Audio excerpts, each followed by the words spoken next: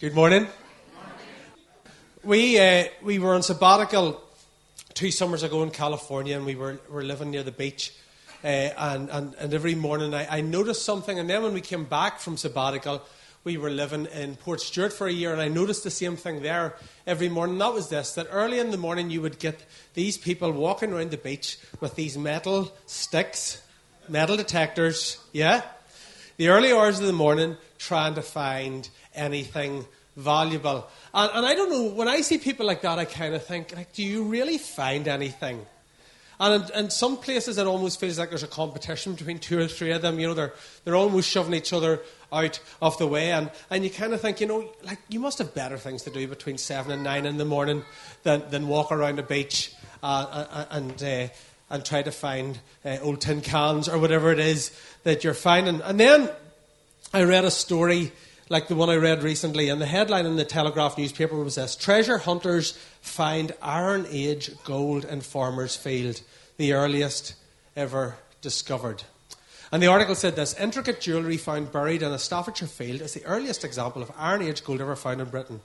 The collection, made up of 4 twisted metal neckbands, and a bracelet, was discovered by 2 metal detectorists. That's the technical name for them. In case you're wondering, there's probably a metal detectorist club if you want to join it somewhere just before Christmas. Experts said they would have been owned by wealthy, powerful women who probably moved from continental Europe to marry rich Iron Age chiefs. The pair who discovered the find had swept the field. This was a bit that interested me. They'd swept the field 20 years earlier and uncovered nothing. But after abandoning a fishing trip to go treasure hunting, they came across the hoard, which could be worth hundreds of thousands of pounds. The latest discovery was found about 45 miles north of another find in 2009, which is officially valued at 3.2 million. And so when I read that, I went down to Argos and I invested, but I have found nothing. But why do I tell you that story? Well, for a number of reasons. There's 2 reasons, really. And the first one is this, that it seems when we're reading church history that there's certain biblical truths, certain kingdom principles, certain principles of God's kingdom that were prominent at one stage but then get buried. And there comes a time when God unearths them. And so in the 50s, healing came back. For years, the church hadn't been praying for anyone for healing. In the 60s, we had the charismatic renewal. And we've had different eras where these things, and the gifts of the Holy Spirit and the apostolic, and we've had all these things that have been buried for even centuries. And these kingdom principles, these kingdom foundations, and suddenly they are dug up. And I think one of these principles is honour, the principle of honour. And over the last 5 years, God has been restoring the principle of honour to his church. Here's just a few of the books. If you go to the next slide there. Just in the last few years, these are just, there's probably 20, 30 more that I could put up. But these are just a few of the books. 10 years ago, you would not have found one book on honour in the church, and honour and how we relate to one another. And yet, like these lost coins in Spain, honour is a treasure that's been dug up and rediscovered by the church. So that's one way that ties in with the story, is that there's treasures that have been dug up. And the other way is this. It's the key passage I want to look at as we think about honour this morning. What I want to do is, over the next few weeks, I'd planned to start a series on Acts, but I felt I was to hold off on that. I want to look at some kingdom culture principles. See, what I've discovered is kingdom culture principles can be different than church behaviour. There's things that we do in church that we assume are normal behaviour that are not kingdom behaviour.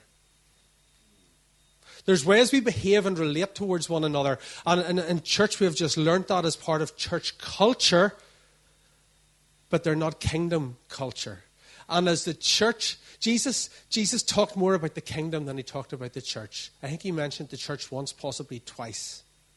He talked about the kingdom the whole way through the Gospels. He talked about it through parables. He talked about what the kingdom looked like. So we want to be a kingdom church. We want to be a church. And when he taught us to pray, he said, thy kingdom come, thy will be done on earth as it is in heaven. In other words, as a body of people, this culture that we find in here should look something like a kingdom culture.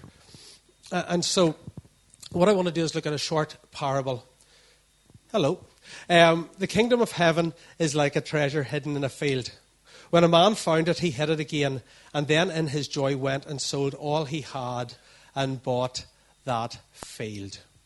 Honour, a forgotten virtue. Honour is a virtue which I think is almost extinct in the 21st century, and yet the concept of honour still has the power to move us.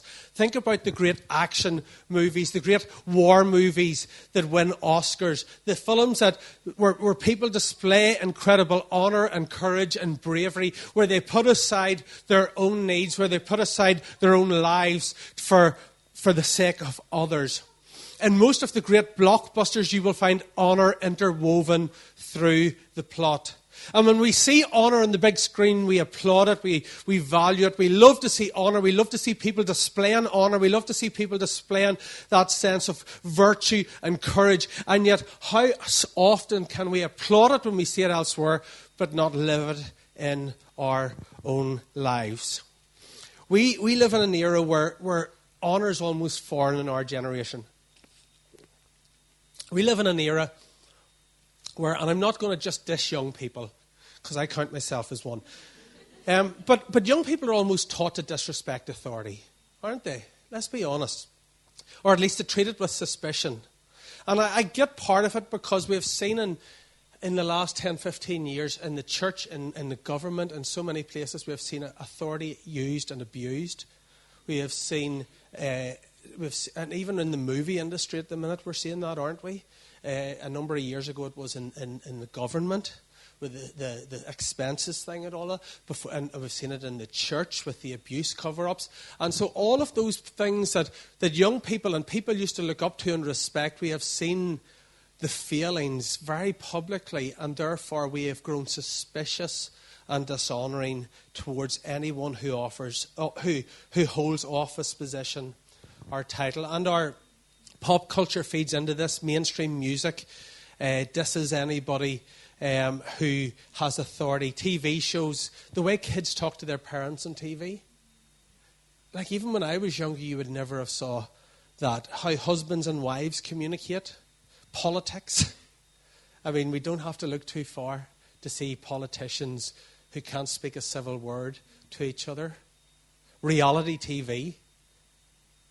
The news. The fake news, the way people relate to one another, there's such a lack of honour and disrespect towards one another. And I think there's also something in us in this culture where Australians call it tall poppy syndrome, where we actually like to cut people down. We don't like people to get too big for their boots. And we think, we want to bring them down a peg or two. And when we see anyone doing well, we just think it's our job to make sure that they don't get too proud or arrogant. And I'm very aware that honour can be and has been misused and abused by those in authority. I have seen it in my own life and I've seen it in other places. But that doesn't mean we ignore it. It means we learn to honour appropriately and right. Honour might be considered an old-fashioned thing, a thing from the past. But hopefully today we'll see how powerful honour is and how honour can totally change our lives, transform our culture, and impact the lives of those around us. A lifestyle of honour affects your marriage, your family, your job, your finances, your church, your friendships, your relationships. In fact, honour affects everything.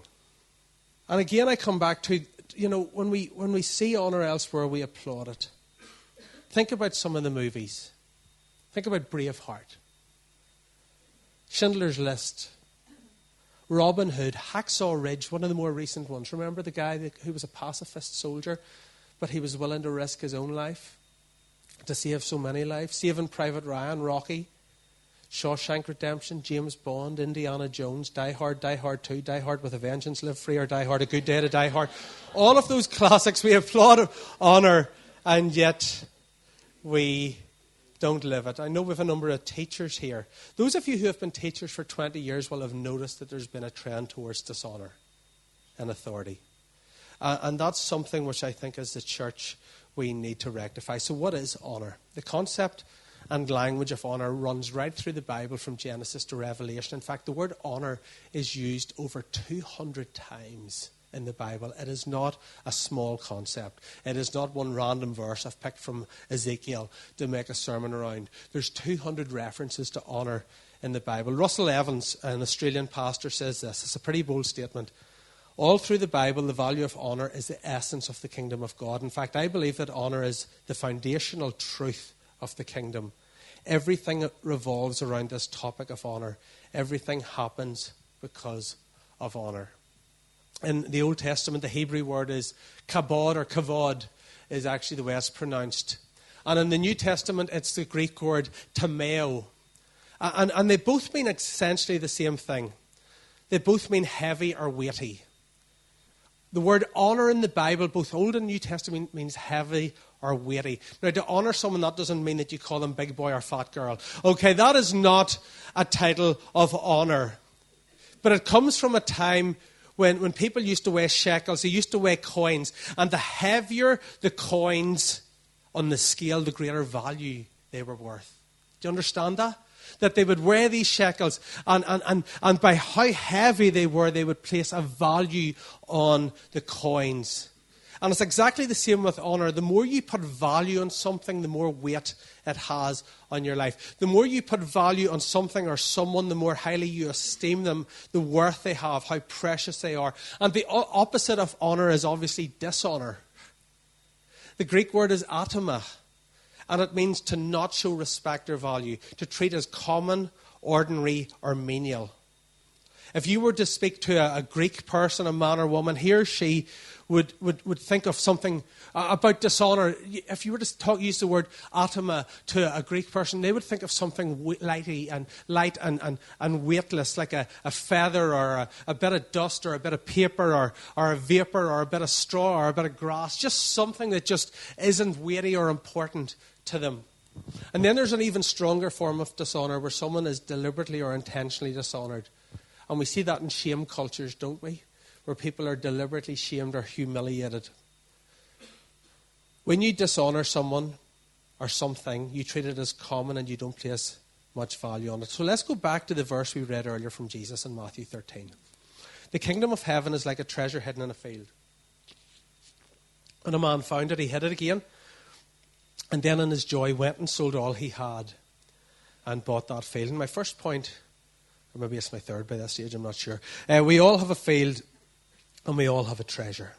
We all have a field and a treasure. In the parable, Jesus talks about a treasure and he talks about a field. And what I've discovered is that every single person has a treasure and every single person has a field. Every person in here is a field with a treasure hidden within it. The field is this. It's simply the mucky, muddy part of us, the behaviour you don't like, the character traits that annoy you, the things that a person has done in the past that are less than perfect. That's the field in all of us. And the thing about the field is it's the most visible part of us. It's the bit that as we look at others, as we look at ourselves, that we tend to notice first. We see the stuff we don't like. But here's what happens. Often we get so focused on the field, on the muck and the dirt, on the things that we don't like, on the things that annoy us, on the flaws and the imperfections, that we totally miss the treasure. We never allow ourselves to get close to someone because all we can see is the field. And we never get close enough to actually dig and realize that beneath that dirty, mucky field there is a treasure underneath the soil. Like the two guys who found the treasure in that newspaper article I read at the start. It was just a field. It was like any other field. They'd searched it before and they'd found nothing.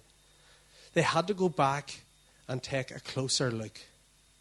You see, with any field, the casual passerby will never uncover the treasure, because as we read in this parable here, it was hidden from view. The treasure was hidden. It's not obvious. And the reality is this: unless you learn to accept the field with all the flaws, you will never access the treasure. Unless we learn to accept the field with all the flaws that are visible, we will never access the treasure which might not be so visible. I love what Pope Francis says, somebody who I probably won't quote too often from the pulpit, you might be glad to hear. But Pope Francis said this: I have a dogmatic certainty. God is in every person's life. Even if the life of a person has been a disaster, even if it's been destroyed by vices, drugs, or anything else, God is in this person's life. You must try to seek God in every human life. Although the life of a person is a land full of thorns and weeds, there's always a space in which good seed can grow. And the reason that God's in every person's life is not because they have Christ in their hearts, it's because they're made in the image and likeness of their Creator, who is God. You need to get past the dirt before you can see the diamonds. You need to wade through the gory before you can see the glory. You need to move past the mess before you can see the miracle. God is wanting to reveal the treasure in the people around you, but often we don't take the time to look beyond the field to discover the treasure buried beneath, the gold that God has put within them. It's hidden and most people don't see it. Only those who get close and look, only those who dig and search get to see the treasure that's within people. You know, when you marry somebody, and those of you who are married will be able to say a good amen to this, you don't just marry the treasure, you also marry the field. On the first date or two, you see the treasure. They hold open the door, pull out your seat, they wash, they use Lynx Africa, they do their best, they comb their hair, they try not to make bodily noises apart from speech. They're on their best behaviour. They let you see what they want you to see. They hide their field and their treasure is in glorious display. And then you marry them. Obviously not in my case, sweetheart. But in other cases, you discover that the treasure has a big, mucky field around it. That you didn't just marry a treasure. 2 years after marriage, you discover, you know what, there was a lot of field around that treasure. And it's only as you learn to love the field that you really get to access all the treasure. Because here's the thing, there's much more treasure even than you realize was there. There's much more treasure than they showed you in the first few dates. And if you keep digging, if you keep loving the field, if you keep honouring them in spite of the field, you will discover depths and depths of treasure that you would never discover if you were just put off when you find the field. And just on a side note, girls, single girls, beware of guys who want the treasure but have no intention of buying the field. Tell them, you've got to get all of me to get the best of me. Always for free. I come up here on a Sunday and I try to give you the treasure. I study 15, 20 hours a week. I prepare and I try to give you what I've got. You hopefully get some treasure out of this. My wife gets a treasure. She also gets the field. She gets the muddy Saturday afternoons when I'm sitting and I'm stressed because I'm struggling to put a message together. She gets yesterday where I was preoccupied most of the day because not only was I preaching here today, but I had to drive to Donaghadee last night to preach at 7:30, was back at about 11:30 at night, a different message than I'm preaching this morning. And she gets to see that I'm preoccupied. We go for lunch and I'm sitting thinking about what am I going to preach, what am I going to communicate, how am I going to say this. She gets the insecurity when I go home on a Sunday and I go, I could have said that better, I could have said that differently, because I'm my biggest critic. And we all are. You know, and so she gets the treasure, but she also gets much more the field than you get. Because the closer we are to someone, the more we see the field and the treasure. The closer you are to someone, the more you see not only the treasure, but also the field. And honour allows us to access the treasure. In fact, the test of honour is this. It's how we respond when the field shows up, but we still can't see the treasure. How do you respond to people when only the field is visible but you cannot see the treasure? You know, when we look at the characters in the Bible, what I love about God is God looks beyond the field to the treasure. God calls out the treasure. God comes to a guy hiding in a wine press because of the Midianites, and he looks at Gideon and he says, "The Lord is with you, mighty warrior." This guy's hiding. He's shaking. He's cowering from the enemies of God. And God says, "You're a mighty warrior." And Gideon's going, "Who are you talking to?" He shows up to Moses, a fugitive in the back end of a desert, hiding from Pharaoh because of committing murder. And he says, "You're my deliverer. You're the one who's going to set my people free." He shows up to an insignificant shepherd boy and he anoints him the next king of Israel. He looks at Simon, who has foot and mouth disease, who's Simon in the Bible, the disciple, who literally, if he can say the wrong thing, he says the wrong thing. And he shows up to him and he calls him Rocky. He says, you're Rocky, you're Peter, you're Petros, and on you I will build my church. He shows up to Mary, an unwed virgin, and he calls her blessed among women, even though she feels like she's an absolute nobody. Honour is the ability to recognise that there's a treasure in the field and to call it out of the person. Honour means relating to someone according to his or her God-given identity. Let me repeat that, because I feel like that's really significant. That we don't relate to people as who they are, but we relate to people as who God created them to be. We call out the gold, we call out the treasure, we call out the goodness that God has put within them. Because if you only call out the negative, what are you going to get? A lot more negative. But if you start to say, we do it with our children, don't we? Like they bring home the worst painting you've ever seen and you tell them it's like a Van Gogh. And you put it in the fridge and it's hideous. Well, I just not listening. But you do, don't you? You know why? Because you want to call out the treasure. You want to call out the gold. You want to pull out the treasure that's within them. Why do we do it with children, but we don't do it with each other? Honour looks for the gold. Honour refuses to reduce people to labels that hide their true identity and worth. Danny Silk says this. Honour leads with love and creates zones where people feel safe and important. Through honour, masks come off, walls come down, and hearts come out. People's gifts are revealed, affirmed, and released. And Bill Johnson says this, giving honour actually releases the life of God into a situation. You don't have to like everything about a person to honour them. If you're waiting to like everything about a person, you will probably honour nobody. But as you honour them, here's the thing I've discovered. As you honour them, you actually discover that there's things that you like about them. It's not about kissing up to somebody. It's not about currying favour. It's about a biblical principle that we show to others. Not even because we think they're always honourable.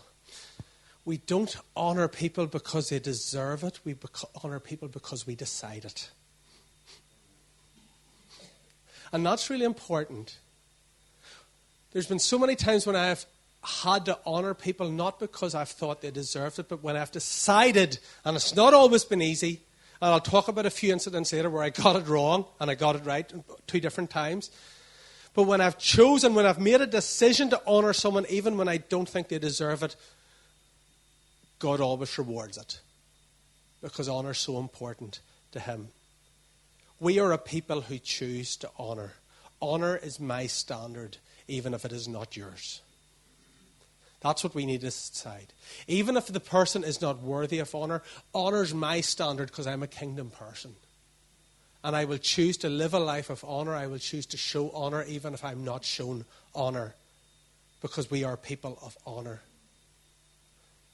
And when we show honour, it creates an environment where the gifts that are in that person are able to come to the fore, because honour actually draws the best out of people. You know, when we moved to Dublin 6.5 years ago, they just appointed a new archbishop. His name was Michael Jackson, which was just brilliant. It was a real thriller to meet him. No, that was bad. I know I could go all day. I could go all day, but don't. I'm trying in my head to go through all the Michael Jackson songs, but I won't. If you want to make the world a better place. But, you know, I was told this. I was told, you know what, watch out for him. He doesn't like your type of church. He doesn't like your type of Christian. He doesn't like your style of worship. So watch out for him, because he'll be out to get you. And when we moved there, I made a conscious decision. I am going to honour my archbishop. And can I tell you something? He became a good friend during those 5 years in Dublin. A dear friend. I see Becky shaking her head there. Or nodding her head. Not shaking, no. He did, didn't he? He actually became a dear friend. It got to the stage where it was almost embarrassing. He would stand up at diocesan synod and tell all the other churches that they needed to be more like ours. and they were furious at him. He would send us Christmas cards from Mr. Red Socks because Becky made a comment once about him wearing red socks. I mean, this is the Archbishop. He would phone me on a Saturday and tell me he wasn't well. And we had a woman in our church owned pharmacies, and I was able to get him antibiotics waiting for him at his local pharmacy. And he just so appreciated that I was able to honour him. And that developed a really close relationship. But it all started with honour. It all started with me not listening to what other people were telling me about him, because all they were saying was a field, and I decided, you know what, there's got to be treasure in there somewhere. And when I looked, there was a lot more treasure than anyone else had seen. Because when you approach somebody based on what you've heard about them or what others have said about them, you will only see those things. You will find what you're looking for. When you look at people and you have heard something or you think something, you will find something to back up your prejudice. But if you start saying, I'm going to find the gold in this person, you will find gold. It might only be a nugget, but you will find gold in them.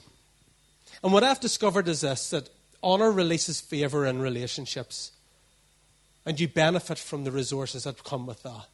I benefited from that honour that I showed the Archbishop. And everything God gives us in life comes through people. We pray for things. I have never had something fall from down from the sky as an answer to prayer. But I've had God use people to give me many things that I needed. They come through other people giving me something of their treasure, their gifts, their talents, their influence, their access, their wisdom, their financial resources, their time. Our resources are in our relationships. And honour helps them to release those things into our lives and us to release what we have into their lives. Because here's what I've discovered. What God has put in me is not just for me, it's for everyone else. And what God has put inside you is not just for you. It's for everybody else. The treasure inside you is not just for you to store up, but it's for you to share with the community around you. But those treasures are released, accessed, and discovered through honour. And so as Christians, it's our job to discover, draw, and pull out the treasure of other people. But it all depends on our focus. Do we look for the field, or do we look for the treasure? Honour brings out the best in others, and dishonour actually diminishes our ability to fully receive what others have. Dishonour diminishes. Look further. If you're in Matthew 13, it'll be on the screen, but if you were to look further down the field after this parable about the treasure, it's interesting what happens. I wonder, did Matthew have something in mind when he put this a little bit later on in Matthew 13, beginning at verse 53. When Jesus had finished these parables, including the one we've just talked about, the treasure in the field, he moved on from there. Coming to his hometown, he began teaching the people in their synagogue, and they were amazed. Where did this man get this wisdom and these miraculous powers, they asked. Isn't this a carpenter's son? Isn't this Mary's son Mary? Isn't his mother's name Mary? And aren't his brothers James, Joseph, Simon, and Judas? Aren't all his sisters with us? Where then did this man get all these things? And they took offense at him. But Jesus said to them, a prophet is not without honor except in his own town and in his own home. And here's the bit, he did not do many miracles there because of their lack of faith. Another translation says this, he could not do many miracles there because of their lack of faith. This is incredible. Jesus has been out on tour, if you like. And he's been all around the place, and he's been preaching, teaching, healing, delivering, setting free. Anyone who comes to him with a sickness, a disease, with demon possession, he has set them free. He goes back to his hometown to take a rest and also to help people there. And when he gets to his hometown, all they can see is the local boy who grew up among them, Joseph's son, the carpenter, the one they had known all their lives. And familiarity breeds contempt, or at least it breeds indifference here. The people were so over-familiar with the field that they had watched growing up that they totally missed the treasure that everybody else was able to access. And in doing so, they showed him great dishonour. Look at what it says, they took offence at him. In other words, their attitude was, who does he think he is? We know he's a local boy. He might be a big shot over there, but hey, he's among his own people now. We'll bring him down a peg or two. Standing up there doing all that stuff. He doesn't deserve special treatment. He's ordinary. Let's bring him down to size. And look at what it says. Jesus said to him, a prophet is not without honour except in his own town and in his own home. But he did not or could not do many miracles there because of their lack of faith. Jesus actually says these people have dishonored him. They haven't valued who he is or what he carries. They've treated him as common and with disrespect. And because of their dishonor, he did not do many miracles there. The dishonor prevented them from able to receive all that he had come to bring them. It's almost like dishonor shut something down in Jesus. And that's what happens in our own lives, isn't it really? When somebody dishonors you, it shuts something down within you towards that person. You don't want to give them your best. You don't want to give them your heart. You don't want them to get the gold. Because something is shut down when you feel dishonored. Where when you feel honored by somebody, you want to pour out everything you have to bless them. And that's what happens with Jesus. And it's so sad because I can just imagine in Jesus' community all the sick, all the demon-possessed, the crippled, the deaf, the lame, who went away not healed that day. Not because of their own fault, but because of the dishonor that others had shown to Jesus. It shut something down and it blocked the flow of life from him to his people. From Jesus to his people. So the principle is this. Whatever you honor is drawn towards you, and it gives you the ability to also access all it is and has. And whatever you dishonor, you actually push away from you, and it denies you access to the treasure within. They dishonored Jesus, and because of that, they couldn't access what he had brought with him. The limitation was never on Jesus' capacity to give, it was on their capacity to receive.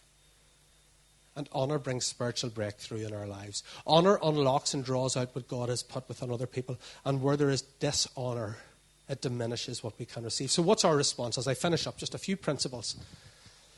Where are we at? Okay, a few minutes. Honor up. Honor up. The Bible talks very clearly about honoring those in authority over us. And all honoring begins with honoring God.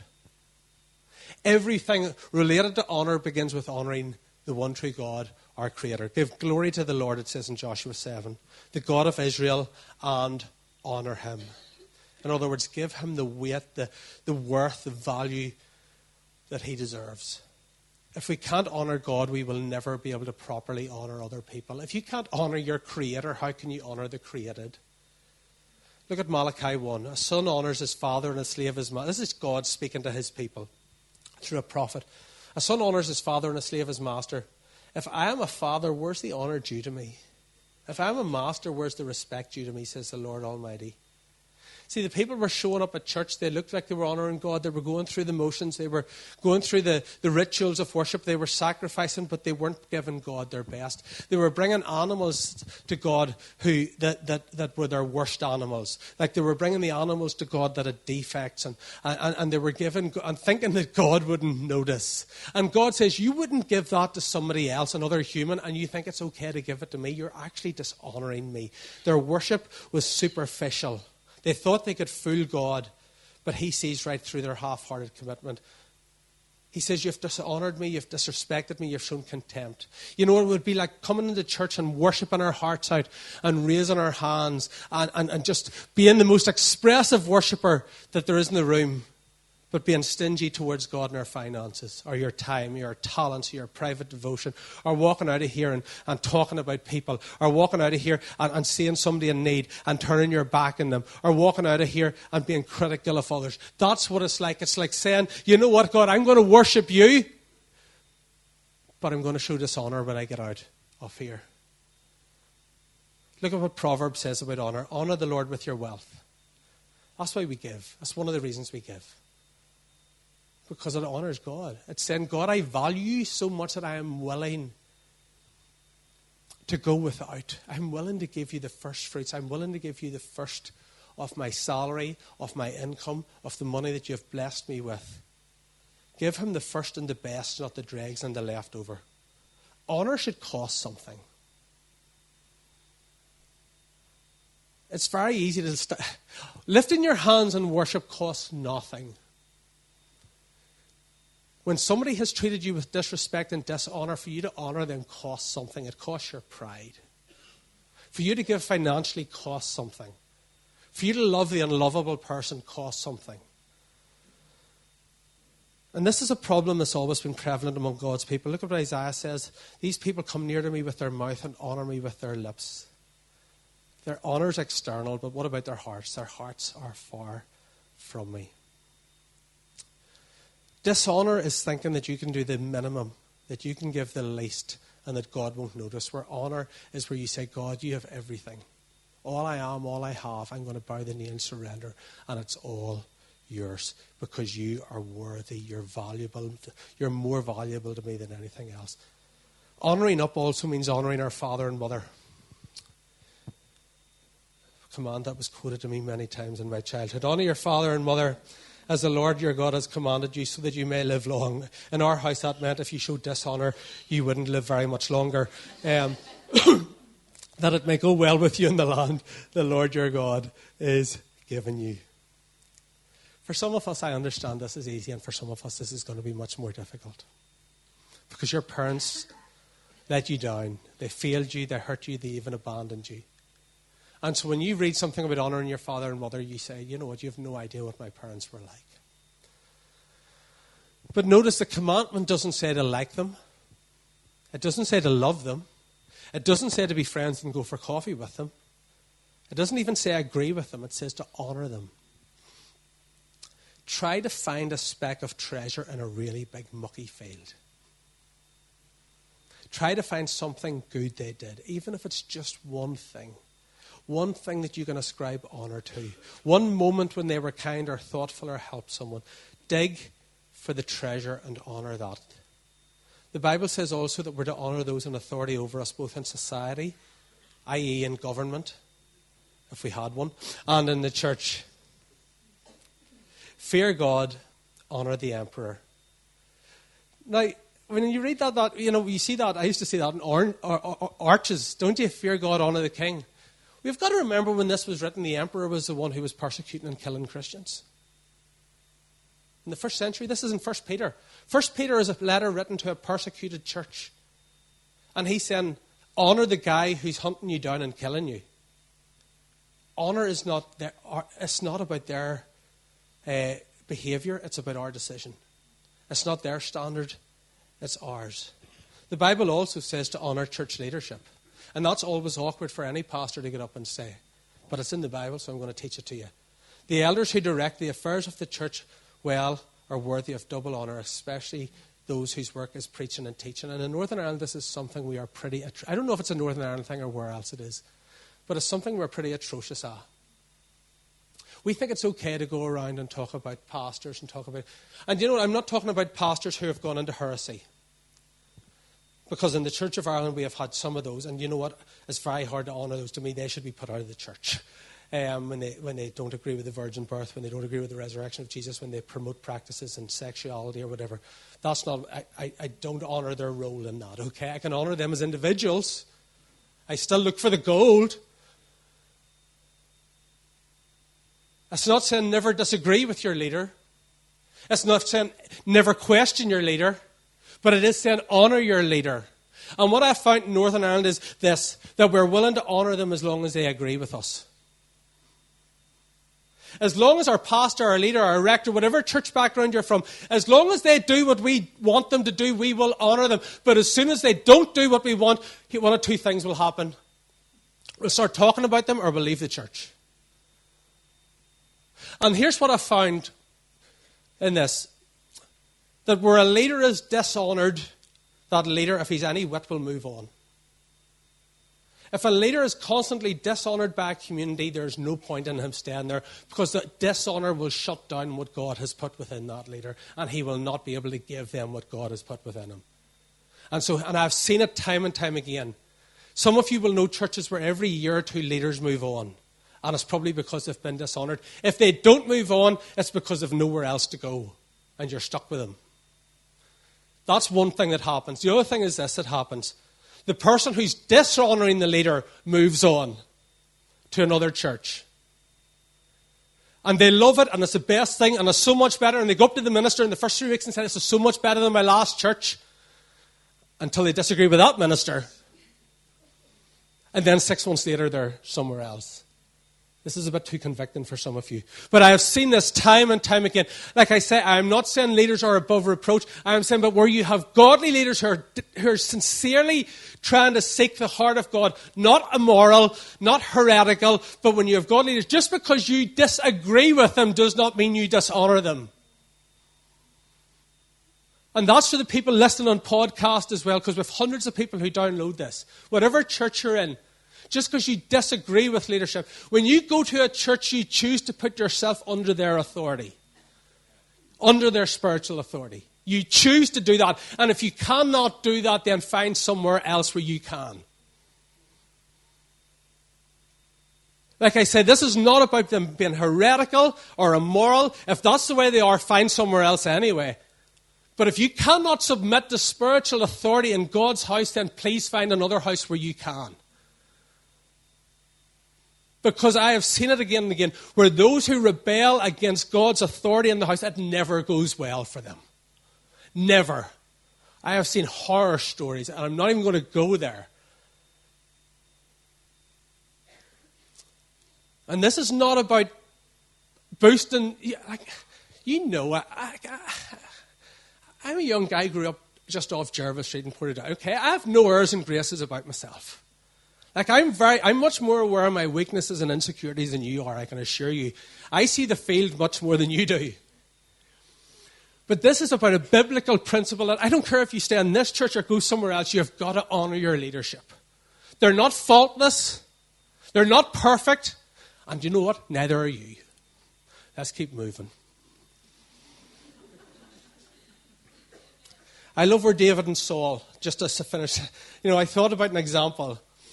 David's on the run for, years from Saul. Saul's trying to hunt him down, throwing spears at him, trying to kill him. David has an opportunity in a cave. And he even cuts a corner off Saul's robe, and he feels guilty over it because he's dishonored the leader that God has appointed.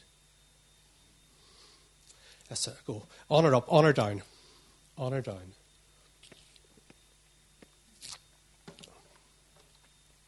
The Bible also talks about honoring those who, in the world's eyes, are more needy or vulnerable or weak than we are.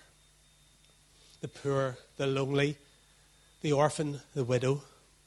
Again, it all starts with God. God shows honor to those who aren't honorable necessarily in the world's eyes. And that includes you and me. And this is where this all starts. In Romans 5:8 it says that God demonstrates his own love for us in this, that while we were still sinners, Christ died for us.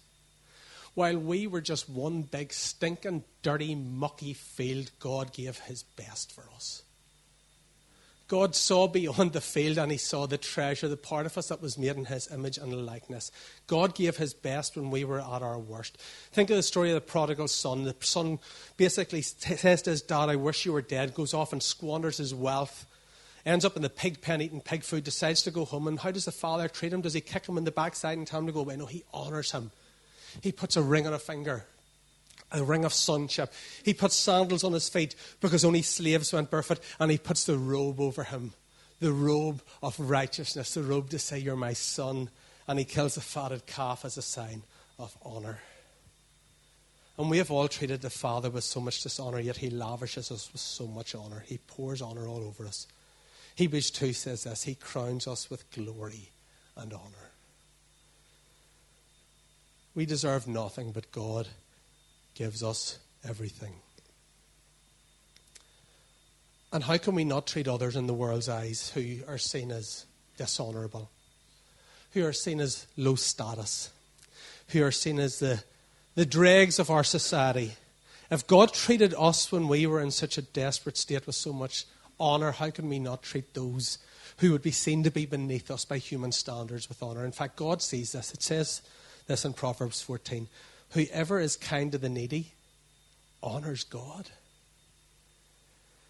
When you're kind to somebody who the world would see as being unlovable or unworthy or unbeautiful, it actually honors God. When we honor people and there's nothing for you, see, it's really easy to honor someone when there's something for you in return. When you honor those from whom you can get nothing, God is honored. When you spend time with somebody who nobody else wants to be around, God is honored. when you bless a person in a supermarket or a petrol station or a restaurant, God notices that. I was out for dinner a while ago. It was a lunch, actually, in a hotel, and with two friends of mine. And the service, to be quite honest, was below par. It was pretty average, actually. But when my friend went to pay, it was two brothers, and when one of them went to pay, the other brother joked, "I hope you gave her a good tip." And he said, "Actually, I did." He said, "I gave her a tip so much that she came back to me and said, 'I can't take that tip.' And he said, 'I want you to take it, and here's why I want you to take it, because you have a God who loves you and thinks that you're so valuable.'" And she nearly cried. He just, he wanted to honor her in whatever state or whatever condition she was in. Look for people to honor. Look for ways to honor people. Celebrate them. Don't just tolerate them. Honor up, honor down. Lastly, honor all around. Be devoted to one another in love. Honor one another above yourselves. So this is something for us as a whole church. Imagine if we all tried to out-honor each other. You know? It would be a bit awkward, but you know what I mean? I'm honouring you. No, I'm honouring you. What if we only looked for the treasure and stopped focusing on the field? What if we only talked about the good in other people instead of looking for the worst? What if we would celebrate the differences and diversity and be united in the things that matter most? What if we would call out the potential and rejoice when others are promoted and we're not? Instead of thinking, what do I need to say to this person? Because that's quite often what we think. What do I need to say to them? What if we asked ourselves, what do they need to hear right now? What could I say to encourage them? What could I say to honour them? What could I say to build them up right now? The impact would be unbelievable. Look at what Danny Silk says. Typically, people allow differences and mistakes to lower their respect and value for other people. But the pillar of honour is strong in a relationship when you can look at the other person and say this: "You're really different from me. It makes me sad when I see you making that choice, but I love you, I value you, I believe in you, and I'm here for you in this relationship." Honour has the power to transform your life. Honour has the power to transform churches, businesses, schools, marriages, friendships, colleges, offices, factories, shops, and families. Honour can transform whole communities. But the key to honour is humility of heart. Look at what Paul said. Do nothing out of selfish ambition or vain conceit. Rather, in humility, value others. Value, honour others as better than yourselves. Honour flows from humility. Pride kills honour. Pride fears that if we honour others, it somehow diminishes us, when actually the opposite is true. When we honour others, it actually elevates us, and not only the other person. Proverbs says, before downfall, the heart is haughty, but humility comes before honour. Humility leads to honour. It's God's upside-down kingdom. In a world where everybody's trying to push themselves to the front, and God's kingdom, the way up is down. Russell Evans puts it like this: when you give or release honour, you attract honour. You create a desire in those around you to give honour back. And as I finish again, it's called a preacher's trick. If you say I'm finished, they breathe a sigh of relief.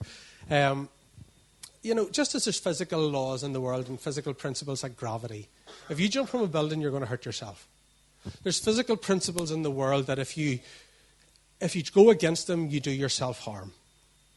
There's also kingdom principles, and that's what we're going to be looking at over these coming weeks.